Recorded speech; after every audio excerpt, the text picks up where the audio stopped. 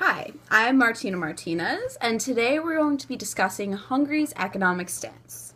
So, as everyone knows, Hungary is in a very similar economic position as Greece, Portugal, and Ireland. In addition to this, it has a very special characteristic. It has been in debt for many decades. I'm here today with George Matolci, who is head of Hungary's central bank.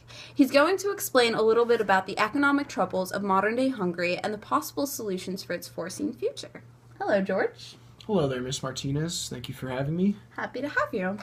Well, in critical times, some safety net and special resources have always been available for avoiding an open default. However, the government's recent tax policy has made an even bigger hole in the budget as the turbulent world and European economy keep increasing the already great burden of debt in Hungary.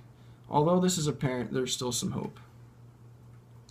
I agree. And regarding to the handling of this situation that has been evolving during the last few decades in Hungary, are there any possible solutions circulating within the EU pertaining to economic bailout?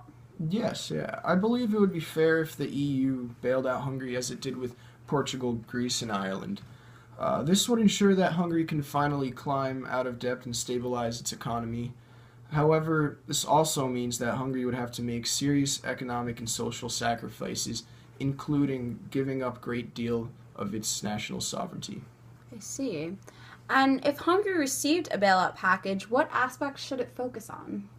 Well, it should focus on establishing a competitive global market. I believe that's one of the greatest aims, as Hungary is still an underdeveloped country. As we've seen, this method has worked in the other countries the EU has extended its aid to. Before taking this leap, one must remind themselves of Hungary's underdeveloped infrastructure concerning railroads, education, and healthcare. The greatest question posed is, will the bailout ameliorate the same problems faced with the Marshall Plan after World War II? And if the bailout does proceed, what advantages should Hungary be expecting? They should expect to be freed from debt, and assuming that the country is no longer in debt, it would now be easier to transport its resources, easing social tensions and improving competitiveness. That would be great. Yeah, I agree. Lastly, the country can be stable and a consolidated member of the EU, and that would be advantageous for the EU as well. Definitely interesting. Well, it was a pleasure having you here today on the show. And as far as Hungary's economic future, it is still up in the air. Thank you. And that's a wrap.